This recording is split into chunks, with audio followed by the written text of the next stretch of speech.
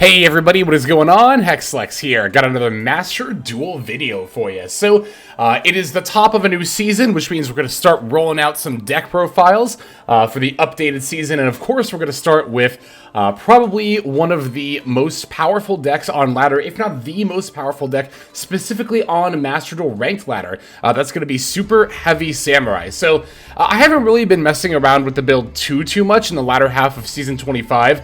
Mostly been keeping it the same as it was. I think this is the same as it was in my last video covering the deck, wherein we decided to cut the Artifact Scythe as well as the Ancient Gear Ballista into the box, into the Infinite Track Tunneler package. We cut all of that just to really maximize our hand traps. I mean, literally half of our deck here is hand traps. I think it's actually 19 cards, but I guess if you want to count Driver as part of the Gamma package, then it's half the deck. Half the deck being Disruption, the other half being the Gas. So, these games that we're going to see here in a minute are really going to demonstrate Superheavy Samurai's ability to not only, of course, when it gets to actually play out its full combo line, it's of course a very oppressive deck, and very good one too, but even when your opponent has the quote-unquote best counters, like Maxx or Droll and Lockbird, then we'll still get to show off some gameplay here, playing through those cards. Not negating them, by the way, but I mean, those cards are going to resolve, and we're going to win those duels. We're going to show two duels where we win through Droll, one going second, the other going first. And in fact, the going first game, we get Drolled on our turn one, and our opponent will actually end up conceding to the board that we make on turn one. We also have a game where our opponent resolves all three of their Maxx against us, and we still win that duel too. These games have been sitting on for quite a while, just because they're so good. They were actually played on stream. They were all actually played on the same stream where we took this deck to Master Rank. And indeed, if you are looking to get to Master Rank just as quickly as possible, then I do think this is definitely not too shabby of a deck. It is a little UR intensive. For the main deck, of course, you'll need 8 archetype-specific URs. And I do honestly think that the Brave Musaruro does end up being worth it. But even if you don't want to play this one, then what is it? The Steam, I don't know if I can spell here. Is it the Steam King Train or something like that? Yeah, the Steam Train King is also, I would argue this is actually better probably than the Brave Musaruro, but I pulled this and I haven't pulled this, and so I don't want to craft this if I don't have to. But yeah, I mean, I think having either one of these level 12s to help you OTK with the Soulhorns is super duper worth it. There was a minute where I wasn't playing this card anymore, mostly to fit more extra stuff for all those various packages I was playing. Again, like the Scythe Lock and the Ballista into the Box and Tunneler. But and you can play those, like you can play kind of any combination of that, right? Those packages, and it's totally fine. I think the Scythe Lock is probably the one between those two that's a little bit more worth it, in my opinion. My main issue with the Ballista into Box into Tunneler to recycle your stuff and draw 2 line is, like, yeah, being able to recycle your stuff and draw 2 extra cards is really good. There's no denying that. The issue I had with it is that it felt a little bit win more, because you're adding 2 garnets, right? You're adding 2 cards that you don't want to open, you don't really ever want to top deck, just to kind of help your turn 1 play at the end of it, right? It's like you do the Tunneler to recycle and then draw 2 after you've already set up your negates and, you know, your board and done all that stuff. So it's like, you know, it's again, putting in 2 bricks, 2 garnets just for a play if the rest of my combo turn 1 already goes well. It felt a little win more to me. One thing I did really like, though, is the second Soulpeacemaker. You technically only need the 1 in order to, like, do your combo line, but I like having a second copy of this card because it can really help you out a lot if you brick or if you end up, you know, getting disrupted, right? Having this in hand can 100% make the difference between you having plays and not. And while this isn't a full combo, you do still get, like, some amount of plays if you open this and, like, 4 other hand traps, right? you can normal summon Soulpeacemaker, and then link it for the Scarecrow. Scarecrow F, discard a card, bring back Soulpeacemaker. Soulpeacemaker, equip it to Scarecrow, and then you can do Peacemaker's effect for, like, Wakaushi or Soulpiercer. Probably Wakaushi if you have literally nothing else in your hand to make plays with, because then, again, if nothing else, you could discard a card, summon another 4, summon a Soulpiercer, sync for Sarutobi, and then use the Soulpiercer to add, like, you know, a bike for follow-up plays, right, on the follow-up turn. So, like, again, Soulpeacemaker by itself is not a full combo, but it is at least some amount of plays. I talked about this too in the last video, but I love this card. The Ninja Sarutobi is so much better than it might read on paper. I consider this, in fact, a legitimate disruption on my end board a lot of the time. I almost took this card out after I stopped playing the Scythe Lock because I figured, well, I don't need this card to pop my Scythe anymore. Is it really going to be worth it to play it? But I decided to keep it in because it's a level 8 super heavy Samurai Synchro, meaning if nothing else, you can use Wakaushi's effect, discard a card, and then go into this. And while this doesn't negate a Spell Trap card, it only destroys it.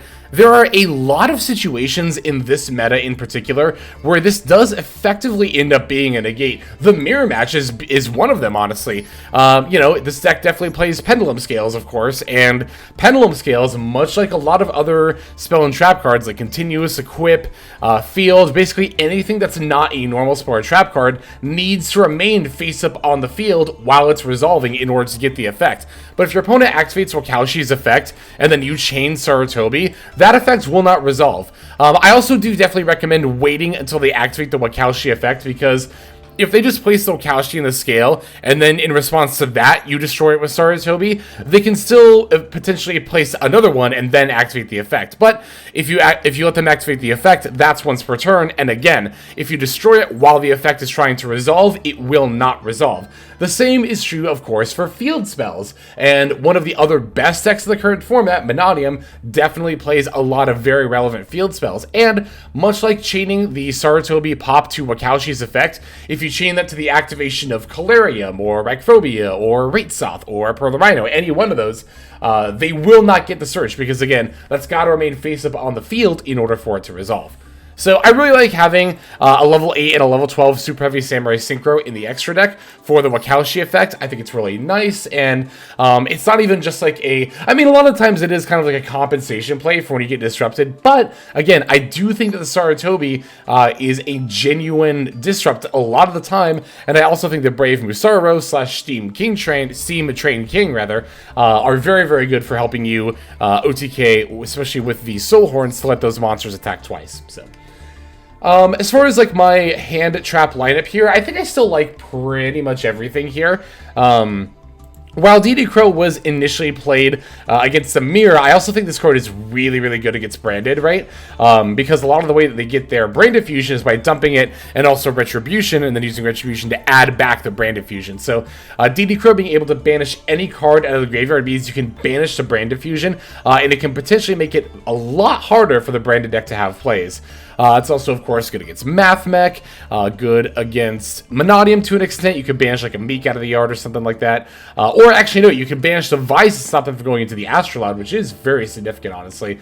Yeah, I mean, DD Crow, I think, is just overall pretty good in this meta. Oh, good against Vanquish Soul, too, if they try to bring something back with the Rock, right? So, yeah, I really like DD Crow in this format. I think it's really good. I kind of even want to maybe take a Ghost Spell out for a third DD Crow. I've been contemplating that. But I also really like Ghost Spell's ability to not only, of course, act as a disrupt, but also protect from a lot of form of disruption as well. So as far as, again, the hand trap suite goes, you could definitely play around with it. Like, it's kind of debatable how worth it Nib is. Nib isn't particularly good against this deck, even if you're not playing the Stardust, because you always make the Baron before you set up the Pendulum Scale and then Pendulum Summon, right? So, yeah, like, Nib is always going to have to come down before this deck gets to Panda Summon, and if you have the Panda Summon, you still have a ton of options. So, I can see it not playing Nib if you're concerned about this deck, but there's still so many decks where Nib is so good against that I really do feel like it's probably best just to keep it in the deck. But I can see an argument for not playing it. Not just in this deck, but in any other one for that matter. But okay, I think I've blabbed on enough about the list here. Again, I'm really excited to show you these games. They're all good ones. Playing through Disruption and just showing off some good, solid gameplay there. So let's break the list down, as always ever, and then we'll look at those games. We are on 1 PSY-Frame Driver, 2 Nibiru, 1 Effect Veiler, 3 Droll and Lockbird, 1 Super Heavy Samurai Soulhorns, 1 Super Heavy Samurai Soulpeacemaker, 3 Maxx, 2 PSY-Framegear Gamma, 3 Super Heavy Samurai Motorbike, 2 Ghost Ogre and Snow Rabbit, 3 Ash Blossom and Joyous Spring, 2 Ghost Belle and Haunted Mansion, 1 Super Heavy Samurai Scales, 3 Super Heavy Samurai Soulpiercer, 3 Super Heavy Samurai Wagon, 1 Super Heavy Samurai Soulgaia Booster, 1 Therion King Regulus, 1 Nibiru the Primal Being, 3 Super Heavy Samurai Prodigy Wakaushi, and then 2 Super Heavy Samurai Monk Big Benkei. That's going to do it for the main deck. For the extra deck, we're on 1 Stardust Dragon, 1 PSY Framelord Omega, 1 Super Heavy Samurai Ninja Sarutobi, 1 Boarload Savage Dragon, 1 Accel Synchro Stardust Dragon, 1 Baronne de Fleur, 1 Super Heavy Samurai Brave Musar, I can never say this right, Masuroro. I think that's how you say it. Well, I'm sure that's not how you say it, but that's my best attempt. Anyway, 1 number 41 Baguska, the terribly tired Tapir, 2 Super Heavy Samurai Scarecrow, 1 Qliphort Genius, 1 IP Masquerena, 1 Sprite Elf, 1 Knightmare Unicorn, and then finally 1 Apollousa Bow of the Goddess. That'll do it for the list. Let's go ahead and see those games. Okay, so our first duel is going to be against Rika, Sun Avalon, and if I recall correctly, this should be our first game that we play through a Droll and Lockbird. Yeah, this is the one. Okay, so we're going to be going second here. Opening with Veiler and C. We definitely, of course, love opening multiple hand traps. We're geared to be doing that as often as possible. So, going to chain the C to the unexpected die. Opponent's got an Ash Blossom for the C. Okay, so, you know, if nothing else, at least we don't have to worry about an Ash Blossom on the follow-up turn. Anyway, Dia is going to come out and summon the Loki. Loki F is going to link itself off for the Sun Avalon Dryas. Dryas F will try to add a Sunvine Sparrow trap card. I'm going to Veiler and hope that's enough to stop them. There are some times where this is, and, well, sometimes where it's not. like mini combo decks, you know? Thankfully for me, we live in the world where this Veiler was enough to stop the Sun Avalon's combo, so... Drawing the scales isn't like 100% ideal, but we'll definitely take it here. I'm going to Motorbike for Wakaushi, normal summoning the Wagon, Wagon F. Oh, did they not have Droll here? Or did they just do it? Oh, I'm sorry. I thought they Drolled here. That's my bad. Ah, they Maxx in response to the Wakaushi. That was the disrupt. Okay. It was a... I'm sorry. It was a C. I thought it was a Droll. That's my fault. I'm going to equip the Soulpiercer to the... Oh, wait, maybe they do still have it. Maybe they draw it later off the C. Anyway, going to equip the Soulpiercer and then link for the Scarecrow. Big Benkei F to add another Soulpeacemaker, funnily enough. We'll discard one of them to bring back that Soulpiercer before sinking the Wakaushi and the Soulpiercer into Accel Synchro Stardust. Alright, Soulpiercer, Accel Synchro Stardust, and Wakaushi are all going to end up activating on the same chain link. Beautiful. We love to see it. Wakaushi place itself. Accel Synchro for the Motorbike. Adding the Wakaushi. Here's the Droll. They did Droll us. Okay. And Nib. I thought I remembered that correctly. Okay, so yeah. Wow, Maxx into Droll into Nib, and of course they're doing it right here before we were able to go for the Baronne de Fleur. Now, I'm very well equipped to fight against Nibiru here, right? Because I play Stardust Dragon. And while this deck already naturally plays very well around the Nibiru, I love having the Stardust Dragon in the extra deck here to be able to go for the Baronne that's not going to be affected by the Nibiru at all. But I do want to note that even if this Nib had resolved, I think we'd still be fine here. Because again, we have the scale, right? So, because we already have the Pendulum scale in place, even if they wipe our board, I still just get to Pand summon, you know, the Wakaushi and scales from my hand, which is, you know, more than enough, but... in any case, here we're not going to get to do any more adding, but as I've established, I am long past the point of needing to add more cards to my deck to my hand. I'm going to sync Wakaushi and Scales and a Soulpiercer. Look at that. I didn't even need to use the Wakaushi effect here, but... yeah, I've already got the Soulhorns in hand. Oh, by the way, it might have looked weird for me to add 2 Soulpeacemakers in a row earlier, but that's really... I mean, technically I should have added the Soulgaia booster instead of the second Soulpeacemaker.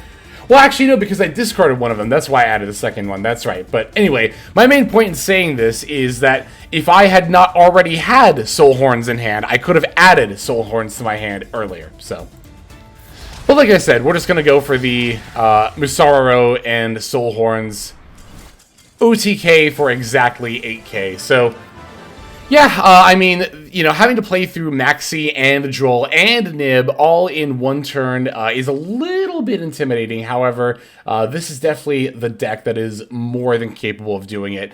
Interesting that they threw out Droll and Nib on the same chain link, but I'm guessing they drew the Droll after my last special summon where they had to Nib anyway. But again, I also want to point out that even if, like, I think even if I wouldn't have had the Stardust in my extra deck, I don't know. I don't know if I would have won that turn. I'm trying to think, because the Baronne did pop the Nibiru, but I might have still been able to make a Saratobi plus the Musararo with the Soulhorns, because I didn't end up using the Wakaushi F to discard and summon a super heavy samurai here. I don't know. I'd have to really like go back and think about that, but I think I probably could have managed to make something work there. But anyway, yeah, that's just one game of us playing through multiple disruptions, and we have more games like that to come. Let's go ahead and see the next one here. Now, I can already hear the comments that are like, well, they didn't draw Droll till later in the line, and well, you know, you had the Stardust to go into the Accel, but what if you get Drolled on turn 1? Yeah, let's see what happens if we get Drolled on turn 1 here. I'll show you exactly what we can do. So, we're going to start by going first, and I'm going to normal summon the Wagon. Wagon F will, of course, turn itself to defense, and then back to attack. In order to add, I'm going to get the Soulpiercer here. And there is the Droll and Lockbird right off the bat. So, yeah, I mean, it might not look like I have many options here, but again, this is like one of the main reasons why I love playing multiple Soulpeacemaker. This card is so good for helping you play through Disruption. So let's see what we can do under turn 1 under a Droll and Lockbird. Also, I don't remember if I said it before, but this is a mirror match, by the way. So opponent is also on Super Heavy Sam. I'm going to link off that Wagon for the Scarecrow here. I'm going to use Scarecrow F. I'll discard my big Benkei in order to bring back the Wagon, right? Now I can use Soulpeacemaker to equip itself to the Scarecrow.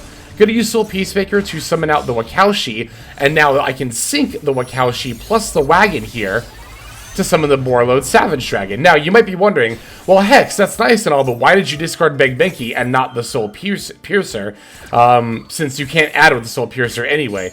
Well, it's because if I had a Big Benkei in my other Pentascale, I wouldn't be able to use Wakaushi's effect to place the other Big Benkei from my deck and then summon this from the Pentascale. So that's like, yeah, that would be the main reason why I just got rid of the extra Big Benkei there. Big Benkei is not a card you ever want to open, but you do still need to play 2, right? Because if you only play 1 and open it, then you can't do Wakaushi's effect from the Pendulum Scale. So definitely very important to do that. But anyway, now I can use the Wakaushi after summoning it to discard my extra, well, one of my extra cards, my Ghost Ogre. I decided to hang on to the Soulpiercer for follow-up plays, and I decided to value that a little bit more highly than Ghost Ogre here. Had I known I was playing the Mirror, I probably would have just discarded the Soulpiercer, to be totally honest, but I decided to hedge in this case and hang on to the Soulpiercer. But now we can sync the Wakaushi and Scales for the Saratobi, so yeah, I mean, this board is definitely not as impressive as, like, a huge mega turn 1 end board, but I think this is a really good example of what the especially that Soulpeacemaker, having that in my hand already was vital to making these plays. But yeah, under a turn 1 Droll, I still make an Omni Negate. I still have the follow-up for the next turn. I have the Saratobi, which I do count as a spell trap negate effectively, but whether you want to call it a negate, being optimistic and assuming we're playing against the Mirror or Monadium, or if you just want to call it a Destruction, it's still a disrupt either way. I got the Ash Blossom, got the Big Benkei Search, as well as Wagon on the field for potential follow-up as well. Not too bad for a deck that supposedly auto-loses to Droll, like a lot of people would say. And look at that, my opponent didn't even want to try to play through this board. Again, I think the Saratobi was crucial here for threatening to pop any Wakaushi they would potentially place in the Pendulum Scale. So, this is also one of the reasons why I don't ever let people saying, oh, you're going to play that deck on ladder? Well, it just loses to Droll. Or like, yeah, like Superheavy Samurai is good and all, but can you really rely on a deck that auto loses to Droll? Show this game to anyone who ever tells you any deck auto loses to Droll. This game in particular, because again, our opponent folded to the turn 1 board we made under a Droll as Superheavy Samurai without even trying to play through it. Now, of course, I can't see their hand. Maybe they did brick, but again, I think the fact that we're able to still set up disrupts and follow-up definitely shows that this deck, and decks in general, right, like, have the option to play under Droll. To think of Droll as an auto win or auto loss in any situation, I think is thinking far too narrowly. But we still have a couple more games to check out. Let us go into the next one. So this game against Tier Limit that we're going to watch, I actually uploaded as a Patreon video a couple of weeks ago. For those who don't know, I do have a Patreon in which I post exclusive videos and previews, as well as offer coaching. Feel free to check out in the description below if you're interested. But I shared this particular duel on the Patreon a couple of weeks ago with the title, How Not to Use Maxx. And that's going to be a running theme throughout this game. So my opponent fired off Maxx in response to me normal summoning Wagon and the effect activating.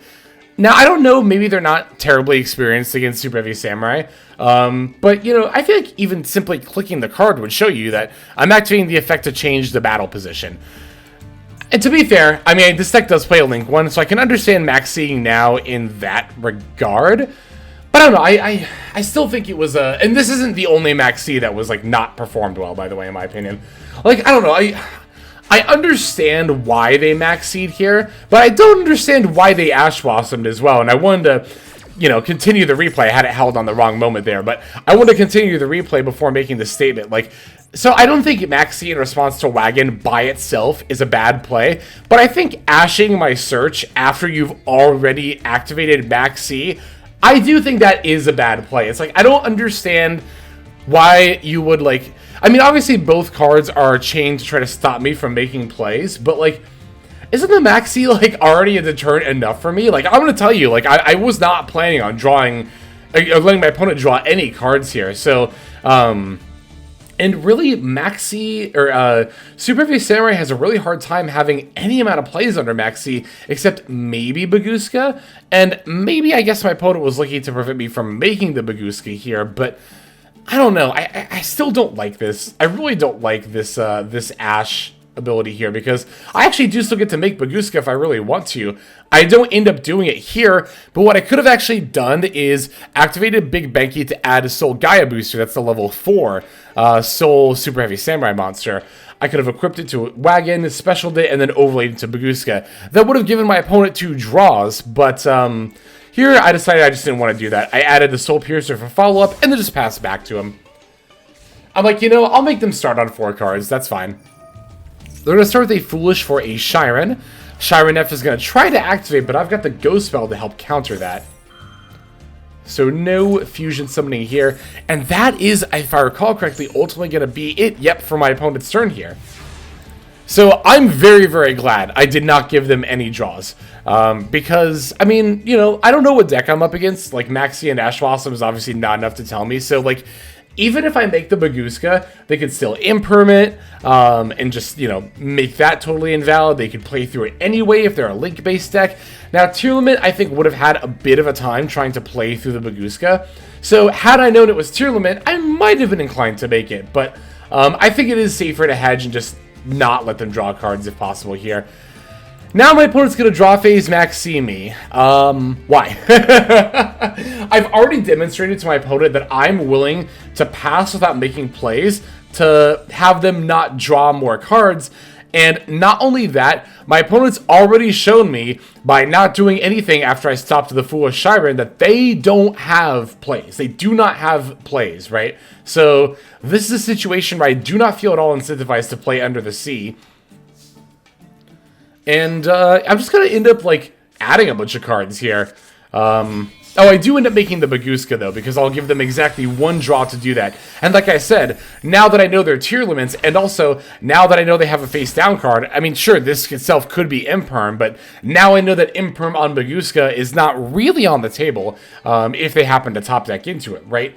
And again, I think giving them 1 draw, also giving them 1 versus 2 draws is like such a huge difference. I'm sorry, I don't mean to keep pausing this game, but like, I have so much I want to say about it. Like, here, they pass into nothing, and they draw phase Maxx again. I'm like, why? I don't understand this at all. Maxx is one of those cards that is so easy to like just auto fire off, and it's so easy to think like, oh, it's Maxx. Yeah, you do it, and then your opponent, you activate it, and then your opponent doesn't get to do stuff. That's all there is to it, right? No, there is definitely a nuance to like activating Maxx. Also, here's the other thing too, right? Like, you know by now, you know well sure by now that I am on Superheavy Samurai. Superheavy Samurai is not going to really do any special summoning without telegraphing it, right?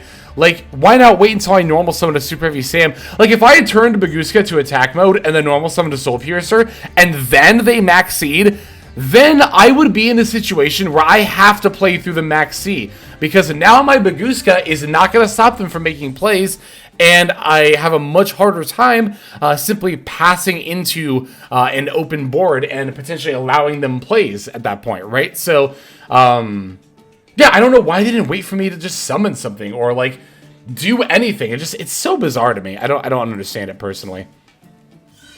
If anything, honestly, if anything, I got more advantage off of their Maxx than they did, because these turns where I haven't making plays, I get to just search here and add cards off Wakaushi, or I mean, Big Benkei rather, and I did miss a search off of the Wagon. I did notice that, by the way, but here I'll just normal summon Soulpiercer, add in their Superheavy Sam, and then just pass. Like I said, I'm gaining more advantage off my opponent using Maxx than they are. And then they just concede after they top deck Rhinoheart. I'm just like, yeah, like I said, I titled this Patreon video when I showed this as a Patreon preview. I titled it "How Not to Use Maxx," and I think that's the epitome of what this particular game was. Was my opponent? I don't know. I don't understand why after you know I'm on Superheavy Samurai, you would just continuously shotgun Maxx like that. It just, again, if I turned Bagooska to attack and normal summon Soulpiercer, which granted I probably would have summoned a Soulpiercer and then turned Bagooska to attack, but either way, if you wait for me to change my Bagooska's battle position and then Maxx me, you put me in so much more of an awkward spot. One where I kind of, again, feel like I have to play into the C, but no, my opponent here just made my decisions really easy for me. So, cool. Good stuff.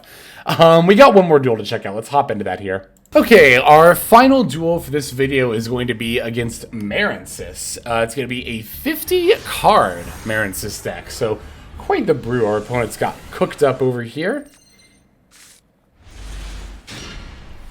Going first here with the Motorbike and a bunch of hand traps is definitely what we like to see.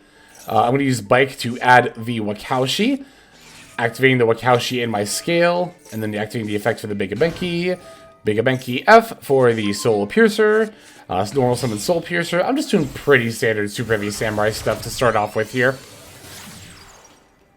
Going for the Scarecrow, Soulpiercer F is going to add me the Soulpeacemaker, and I'll pitch my extra Motorbike here for sure to bring back the Soulpiercer. Alright, now we get to go for the Accel Synchro Stardust. It's funny, I remember when I was playing this duel, like up to this point, I was thinking to myself, like, I won't lie, sometimes when I play this deck, I have to think for a minute when my combo goes uninterrupted, because I'm so not used to playing my hand out that way. I'm just used to having to play through some amount of disruption and pivot around it, that when everything starts to go right, I'm just like, wait, everything's going right. What do I do? What do I do? I don't know if anybody ever gets that when they play these like more long-form combo decks, but... Alright, Soulpeacemaker for the scale. Scales bring back Soulpiercer, and now I'm going to link these two straight into the Qliphort Genius. Again, I'm not on the Ancient Gear package anymore, so I'm not going for Ballista first here. Alright, we get the Pen to summon for the Wakaushi and the Wagon. I'm going to throw those in the Genius scales, so that way we can add the Regulus here. It's also why I added the Wagon, just to have a second monster to pen summon into the other Genius zone, right? Alright, Regulus is equipping itself with the Piercer. Baronne will pop the Piercer. Piercer F will add my Soulgaia booster. And then I get to use Wagon to add the Soulhorns, just in case I need another extender, which I know I'm actually going to use them right now. Isn't that a misplay? Shouldn't I have used the Gaia booster? Again, I'm trying to... No, because this is how I go into Elf, okay. Again, I'm trying to remember here, because I'm like, I'm not used to, like, not being interrupted, right? Alright, yeah, bringing back Motorbike. Motorbike bumps its own level up to 4, and that allows us to go for the Boreload Savage Dragon. Savage Dragon is going to equip that Qliphort Genius. Special the Soulgaia booster. And I could link for IP, but... Oh no, I do link for IP. I thought I summoned Sarutobi here. No, yeah, the IP for just, you know, maximum options. We have Knightmare Unicorn and Apollousa in the extra deck, so... Only to get with a Dark Ruler no more. Ah, so brutal. You know I did say in my most recent video that I don't advise playing this card in Master Duel, but that doesn't mean you can't, you know, use it to good effect for sure.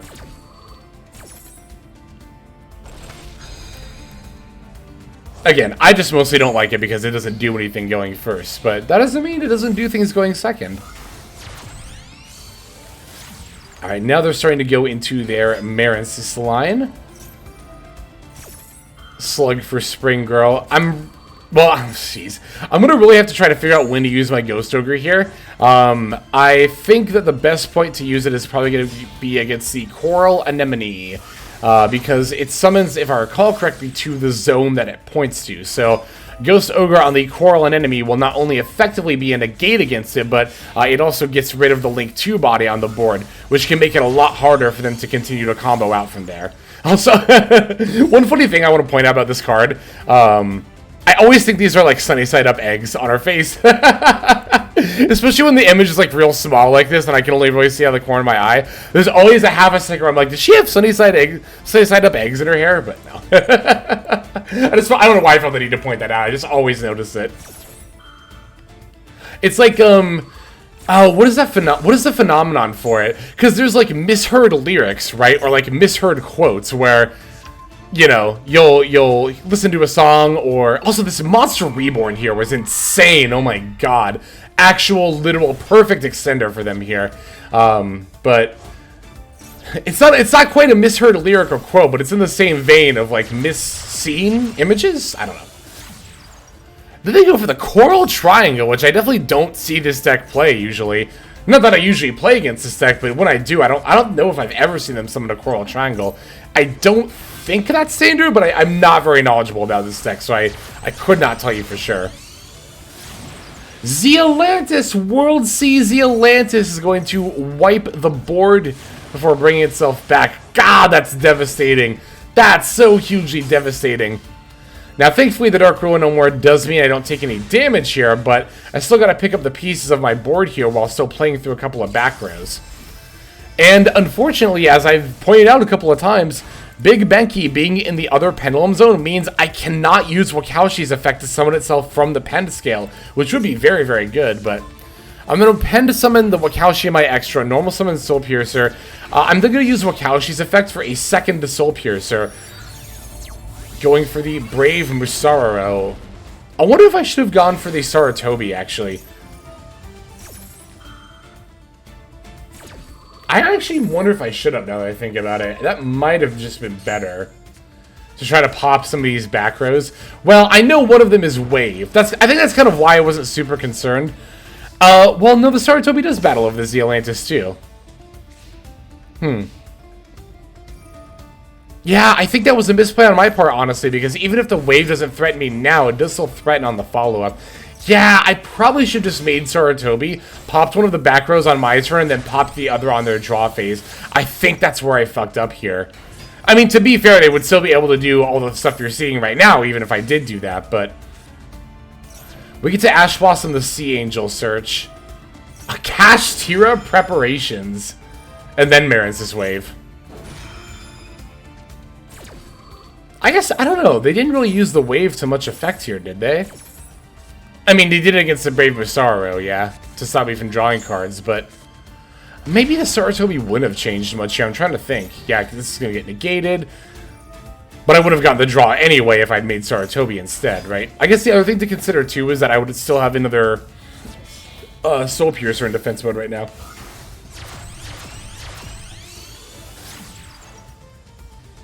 Yeah, going for Marbled Rock next. Yeah, I think this is a... I don't think this is a standard Marincis list by any means, but a very, very cool one. Using all the in-archetype stuff is very, very neat. Alright, here is the Aqua Argonaut in Royal Finish, no less, and they do also have the field spell up, so that is pretty brutal. That is pretty brutal for me here. I'm just thinking back to that Monster Reborn, too. Although... I'm still trying to decide if that Sarutobi was actually going to be a game changer or not. It's so hard to determine it. I think I probably would be in the same spot anyway. Although I would be taking a little bit less damage because they could battle... Well, only 1,100 less damage because they could battle into Soulpiercer. So I don't know how much that really matters. I guess it's also worth noting... Well, no, to be fair, if the Soulpiercer would have been summoned and then destroyed, I would have gotten the second search anyway. I was about to say I wouldn't have had the second search, but... Alright, what was I doing here? Wagon for Soulpeacemaker before the Pend summon for... Well, yeah, both Wakaushis. Wakaushi F, pitch Droll for the Big Benkei from my deck. I guess I just didn't really have that many other good targets, did I? Wait, why did I activate Wakaushi F? Did I not have anything better generic to go into? I guess I didn't really, though, did I? It was really just like Omega and Stardust. My options for synchroing are fairly limited here. And really, my X-Strike options in general are fairly limited here. It's not like Knightmare Unicorn and Apollousa are likely to do that much for me. I do get to go into the Brave Musaruro in addition to the Sarutobi, so I can try to pick apart their board here, but I'm not really able to do as much as I think I would like. They do still have this Spring Girl and, unfortunately, the Splash Mage as well, yeah. Oh, do I not have Soulhorns, or did I use those already? No, I used Soulhorns, yeah, as part of my combo line, right? Maybe I shouldn't have done that, because I could have added Soulhorns instead of Soulpeacemaker and potentially gotten multiple battles. But I also don't know if I would have been able to do my combo line without using Soulhorns when I did. I'd have to really, like, rewatch the replay and be super thorough to try to figure that out, but... Anyway, Aqua Argonaut coming back. There's Coral Anemone with the sunny side up eggs on her head. Putting back my Brave Musaruro yet again before the Marincis dive for the Piscalis. Yeah, they're just going off here. Oh wait, what is this? Is this, Oh, this is the Great Bubble. I think they've summoned, like, every Marincis Link monster that exists in Master Duel at this point. Like, Solar here feels like they are on, like, they feel like they're an anime. I feel like they're an anime character right now, honestly. I wish I could channel their anime energy. They even have the wave for my desperate Sarutobi effect here. That's funny. I still don't know what the Cashier prep was for, but okay. Alright, Bubble Reef battling, and then Aqua Argonaut is just going to finish me off. So, had to show that one. It was too good of a duel to pass up, especially against such a wild Marincis build. Utilizing every single Marincis Link monster. I think that was every one of them, too.